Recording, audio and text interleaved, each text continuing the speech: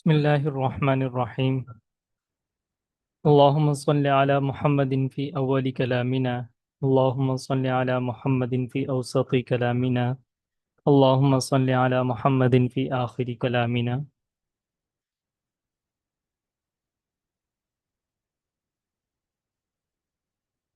آداب المتعلمین کتاب میں سے پہلا ادب اخلاص نیت کے حوالے سے ہے۔ اس میں ہم نے گزشتہ ادب میں ہم نے پڑھا تھا کہ طالب علم کو چاہیے کہ علم کے حاصل کرنے میں کوئی اور فاسد نیت یا غرض نہ ہو، بلکہ اخلاص کے ساتھ اللہ تعالیٰ کو راضی کرنے کے لیے اور اپنی آخرت کو درست کرنے کے لیے علم دین حاصل کرے۔ اس پر آپ صلی اللہ علیہ وسلم کی حدیث مبارکہ ہے کہ ہر عمل کا بدلہ نیت پر موقوف ہے، اور حدیث مبارکہ میں شرط کیا لگا دی ہے؟ انما الاعمال بالخواتیم، کہ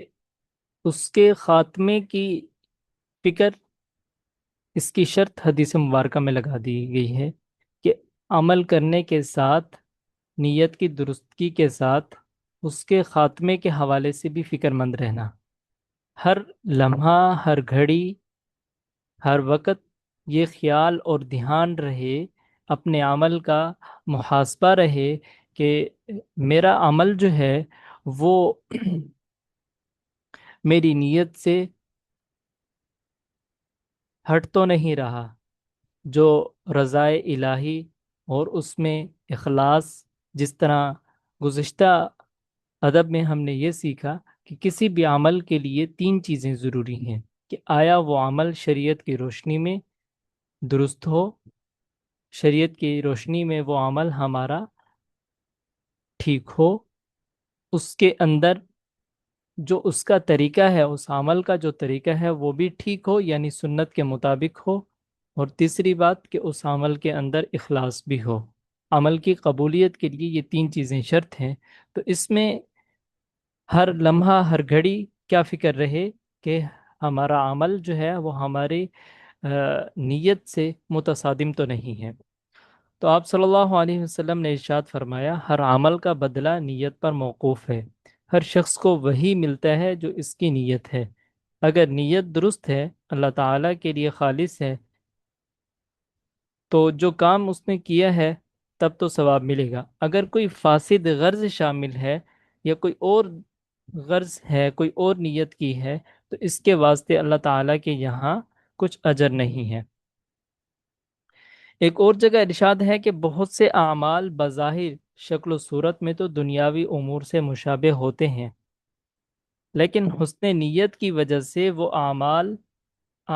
آخرت کی شکل اختیار کر لیتے ہیں، اور بہت سے اعمال ظاہری شکل و صورت کے اعتبار سے اعمال آخرت کے متشابہ ہوتے ہیں، لیکن نیت کی خرابی کی وجہ سے دنیاوی اعمال میں شمار ہوتے ہیں۔ اب یہ بات سمجھنے کی ضرورت ہے کہ بظاہر شکل و صورت میں وہ عمل لگ رہا ہوتا ہے کہ یہ کسی دنیا کی غرض یا دنیاوی امور کی غرض سے کیا گیا ہے، لیکن دل میں نیت کامل ہوتی ہے، خالص ہوتی ہے۔ جس طرح مثال کے طور پر ہم کوئی عمل کرتے ہیں، اور وہ عمل کو کچھ لوگ اس عمل کو دیکھتے ہیں، ہمارے دل میں اس کے لیے خالص نیت ہے، اور وہ عمل خالصتاً اللہ تعالیٰ کی رضا ہے، لیکن اس کو جن لوگوں نے دیکھا ہے وہ ہمارے ہاں، ہم اس کو یہ سمجھتے ہیں کہ یہ ترغیب کی نیت ہے، کہ یہ ترغیبی عمل ہے کہ اس عمل کو دیکھ کر اور لوگ بھی کریں۔ نیت خالص ہے، اور دیکھنے والوں کو بعض مرتبہ یہ بھی لگتا ہے کہ یہ دکھلاوا کر رہا ہے، حالانکہ وہ دکھلاوا نہیں ہے، وہ ایک تو ترغیبی عمل ہے۔ تو یہ عمل جو ہے اعمال آخرت کی شکل اختیار کر لیتے ہیں، اور بعض مرتبہ عمل ہمارا اعمال آخرت والا ہوتا ہے، یعنی کہ نیک اعمال ہوتے ہیں، لیکن ہمارے دل میں یہ خیال پیدا ہو جاتا ہے، یا ہم اس کو بہت مرتبہ سوچتے ہیں، اور ہماری نیت میں کھوٹ آ جاتا ہے تو وہ اعمال جو ہیں اعمال دنیا کی شکل اختیار کر لیتے ہیں، دنیاوی اعمال میں شمار ہوتے ہیں، اللہ تعالیٰ کے ہاں اس کا کوئی اجر نہیں ہے۔ اسی طرح ایک حدیث قدسی میں اللہ تعالیٰ کا ارشاد ہے کہ جو شخص اپنے عمل میں میرے ساتھ کسی کو شریک کرتا ہے تو میں اس کو اور اس کے عمل کو چھوڑ دیتا ہوں۔ اپنے عمل میں اللہ تعالیٰ کے ساتھ شرک کرنے کا مطلب یہ نہیں ہے کہ اللہ تعالیٰ کی ذات کے ساتھ وہ کیا جائے، کسی کو شریک کیا جائے، اس کی صفات میں بھی کسی کو شریک کیا جائے، یا اس کے لیے کوئی عمل خالص نہ ہو، تو اللہ تعالیٰ فرماتے ہیں کہ میں اس کے عمل کو چھوڑ دیتا ہوں، میں صرف اسی عمل کو قبول کرتا ہوں جو میرے لیے خاص ہو۔ تو یہاں جو اتنی شدت کے ساتھ، اس قدر زیادتی کے ساتھ نیت کے حوالے سے یہ جو ہم بیان پڑھ رہے ہیں، احادیث مبارکہ پڑھ رہے ہیں، اور یہ احادیث قدسی ابھی ہم نے پڑھی ہے، تو اس تمام کا مطلب یہی ہے کہ ہمیں ہر لمحہ، ہر گھڑی، ہر آن اپنے عمل کی، اپنے اعمال کی فکر کرنے کی، حفاظت کرنے کی، اور اس کی طرف توجہ کرنے کی اشد ضرورت ہے۔ ٹھیک ہے؟ یہ یہ چیز ہمیں اپنے عمل سے وابستہ رکھتی ہے، اس عمل کو کرنے میں، اس عمل کے دھیان میں رہنے میں، اور اللہ تعالیٰ سے اپنی نیت کی تجدید کرتے رہنے سے، اور ہم اپنی نیت کے فاسد ہونے سے، ان تمام تر معاملات سے بچے رہتے ہیں۔ ہمارا دھیان، ہمارا اس سب کا فائدہ کیا ہے؟ یہ جو ہم نیت کے حوالے سے اس قدر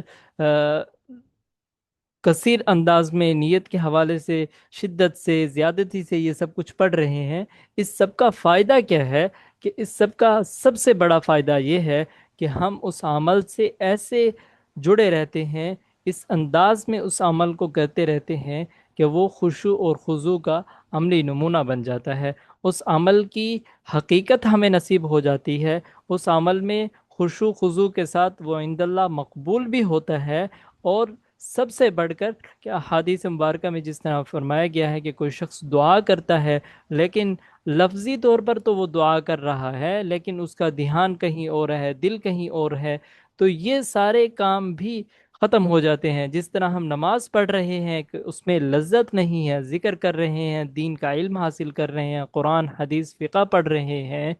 تو اس میں ہمیں حلاوت ایمانی محسوس نہیں ہو رہی، تو اس میں